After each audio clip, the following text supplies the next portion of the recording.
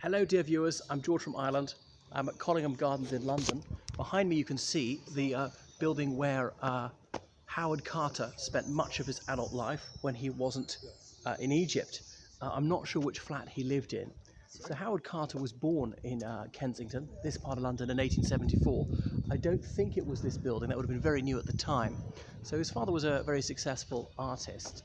But Carter mainly grew up in Swaffham, which is a village in Norfolk, and that's where both his parents hailed from. So they were middle class, but he didn't get to go to one of the top schools, and university seemed to be out of his reach. But his family had good relations with a nearby noble house, and he was invited to their stately home many times, that of the Amherst family, and he saw ancient Egyptian artifacts which sparked his curiosity in ancient Egypt. So the Amherst family had fallen victim to Egyptomania, that's to say, the fascination with all things Egyptological. So looking back to Egypt's ancient past, not to its the contemporary Egyptian art, Islamic art, or anything like that. So Carter began to study that assiduously. Anyway, when he was 17, his mother gave him a chisel as a birthday present because he was always expressing his eagerness to go to Egypt and to participate in archaeological excavations there. So off he went. He joined the Antiquities Department in Egypt, and he was to work there for over 30 years, though he came back to the United Kingdom regularly, often for extended stays, particularly in the summer, because it's more pleasant here at that time, and of course it's just stinking hot in Egypt in the summer.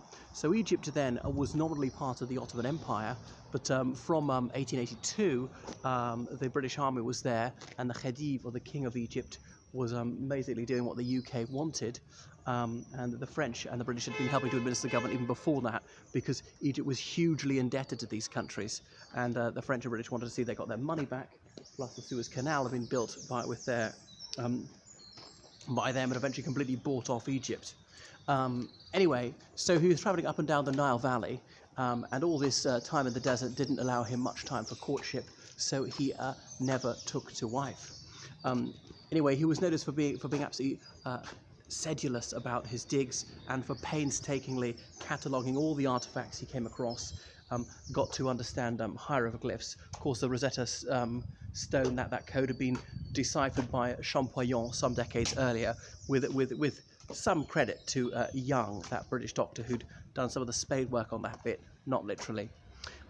Anyway, so Howard Carter found himself a wealthy patron, that's to say Lord Carnarvon, and so Lord Carnarvon was bankrolling a lot of his work, and he was a man of great integrity, and some of the British and other foreign archaeologists had a racist disdain for Egyptians, but he had no truck with that. He thought they ought to be treated with respect, and it made him wince to see the way Westerners sometimes treated Egyptians with his ugly streak of contempt.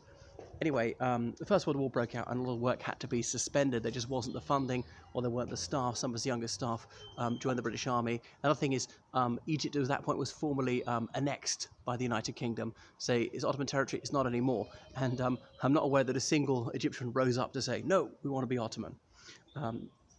Anyway, after the war, things began again. He himself had been acting as an Arabic translator for the British Army, the British government, during the First World War, and also carrying diplomatic mails. So he began digging afresh, particularly in the Valley of the Kings. He'd just begun that work before the war. Another thing about digging in Egypt is you get up before dawn, have a light breakfast, and start work straight away, because then the sun comes up. And unless it's midwinter, as it approaches noon, the heat is just so searing that most people find it impossible to work, kind of dangerous. You'd be dehydrated so quickly, you might get sunstroke, especially in those days. They didn't have sunglasses, when they didn't have sun cream, things like that. That's why hats were so important, to shade the eyes and to shade the skin, really, to keep you off out of the sun's rays as much as possible. And then have a siesta well into the afternoon, and as it starts to cool, you can do a few hours more work. But as I say, around December, January, it might be all right to work all the way through the day. Anyway, so Lord Carnarvon was disappointed with the meagre results of some of the digs, and said, this dig is the last one we're going to do. So they were digging the Valley of the Kings, and he'd already found about Akhenaten, I hope I pronounced that correct, that pharaoh who brought in monotheism very briefly. But he'd always read about this King Tutankhamen, this boy king, who died only after a few years on the throne, this pharaoh. And where was he? The only one they couldn't find in the Valley of the Kings. He'd read about him in the annals. Anyway, a child delivering water to them tripped over a stone. So what was that stone? They brushed back the sand to find it was actually a carefully carved stone. It just wasn't one that happened to be lying around. And it was a step. Well, the steps couldn't be going up, otherwise you'd see them. They must be going down. So they brushed away more sand and dug away more sand, and there was step after step, about a dozen steps down to a door. So he couldn't believe it. He was highly excited. But of course, what was going to be behind that door, it could be just nothing, it could be junk, might not be terribly interesting. But nevertheless, he telegrammed Lord Carnarvon, who came post-haste, but that took about 3 weeks in those days, by ship, because international air travel had not quite started. I know planes existed, but there were virtually no passenger planes. Anyway, he arrived out, and they decided that they were going to finally open this site, hoping it was Tutankhamun. They might have been let in. They might have been let themselves in for a terrible disappointment. But anyway, so a breach was made, and then obviously a lamp held up, and then he tried to look into the door. And so, what did he see? So Lord Carnarvon asked him, "Do you see anything?" And Carter replied with the immortal words, "Yes, wonderful things." It was an absolute treasure trove of artifacts. So this was by far the best kept tomb of any pharaoh, because the tomb raiders had got to so many of the others, not Lara Croft. Because these pharaohs were prepared for the afterlife by being embalmed, mummified, and all the rest of it, but to things like chariots and jewelry left with them. But thieves knew this, and they broke in later on. Sometimes there have been soldiers to guard these tombs for some time. They weren't left there forever. Remember, we're talking about a couple of thousand years of Egyptian history. So the people who died centuries before were not having their tombs guarded all the time. So they were able to extract the artifacts, and obviously they ended up in the Egyptian Museum.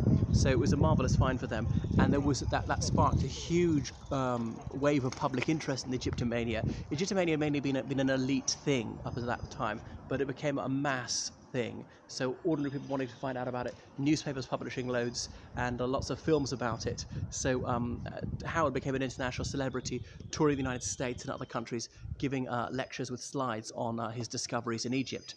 But he quickly had a falling out with Lord Carnarvon about the way this was to be handled. He disagreed with the Department of Antiquities sometimes, thinking that they pushed the pace too much, even when that was actually damaging these irreplaceable artifacts. Now, Lord Carnarvon, he cut himself shaving only 4 and a bit months later, and the wound became infected, and he got, I think it was septicemia, and died very quickly. And this is where the sort of curse of the pharaohs myth came around, saying that the pharaohs had cast a spell on their tomb. Whomsoever should desecrate their tomb would soon die, and so that's what happened. Now, I don't really buy this, because some people died in the next few months, but that doesn't prove anything, and most of them didn't die. Carter himself lived on for a further 15 years and died of, I can't remember which other disease he'd had for several years, so it really wasn't that dramatic. Or there's this other theory that there were some sort of microbes trapped in the tomb, and when you open the tomb after a few thousand years, these got out and these were going to kill you. I don't know. So anyway, Carter, he lived just behind Royal Albert Hall, dying in May 1939. He's buried in Putney Vale Cemetery, so not in a pyramid. And like Lenin in 1924, he's buried in a mock pyramid. He was embalmed, partly because it was the height of this fascination for all things ancient Egyptian. So that's all enough for me. Toodaloo.